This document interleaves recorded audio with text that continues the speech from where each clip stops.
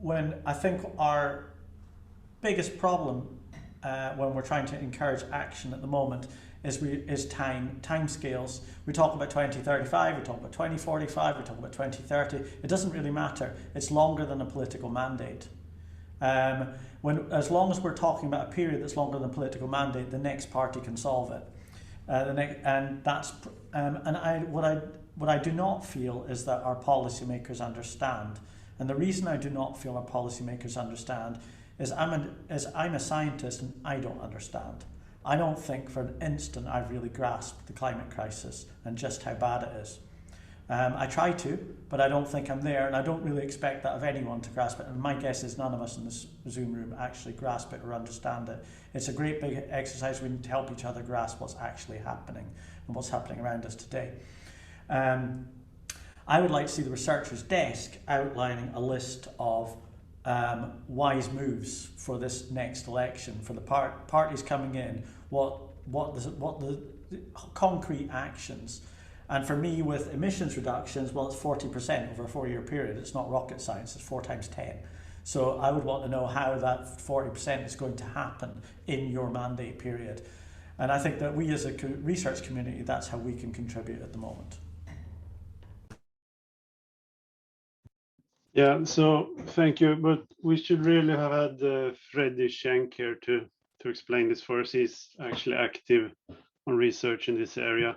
So I can maybe shortly say what the IPCC report says about this. And it's basically that there are signs that the AMOC has slowed down, maybe 15% during the last decade or so. And it's probable that it will continue to slow down.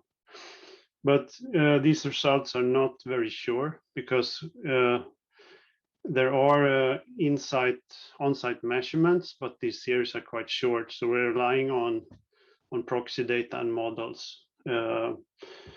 So I think some of these reports that have come that's saying that the Gulf Stream is collapsing and so on, they could be maybe on the bit of the catastrophic side. But I mean, we have probably manipulated one of the most important current systems on the planet, and I think that's absolutely worrying enough for us to take action now. I think possibly Martin Hedberg is better to answer what the weather-like consequences would be for a larger slowdown. So maybe I can pass on to you, Martin. The benefit we have of the Gulf Stream up here would be mostly during winter time, and if the heat doesn't go up here, it goes somewhere else. So there still will be warming on this globe,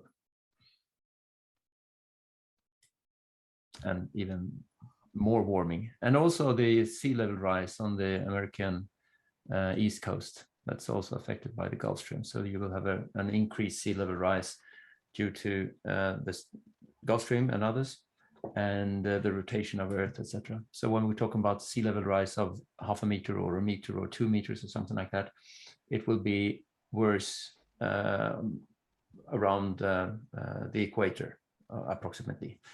So there will be more problem there.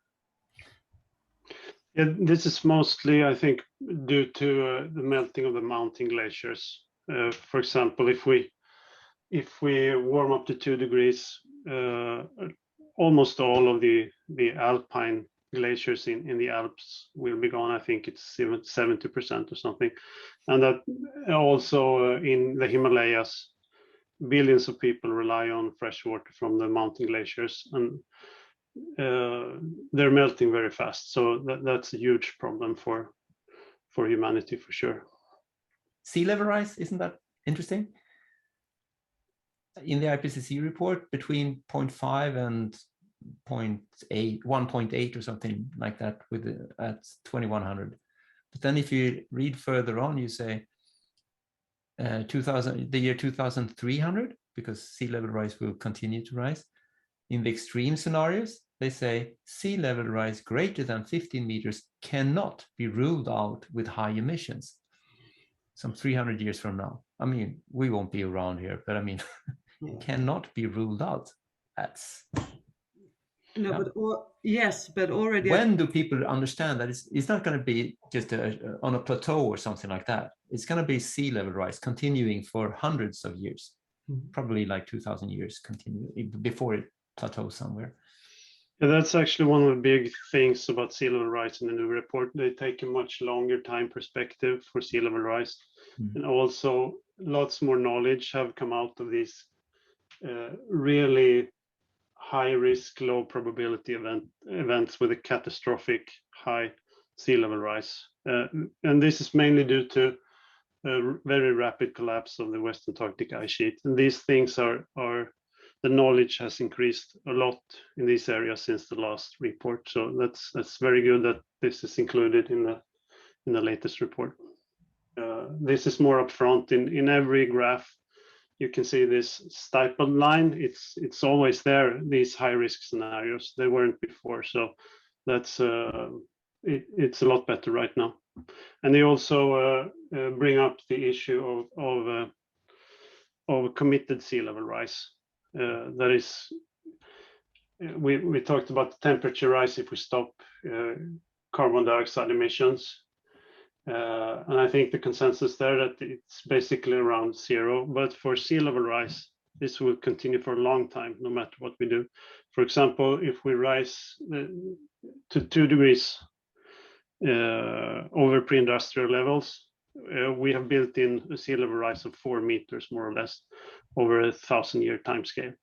And this is nothing we can do anything about, because this is a slow thermal response of the oceans. So this is a long-term committed sea level rise. And this is also included actually in the summary for policymakers. So it takes up more information about this now.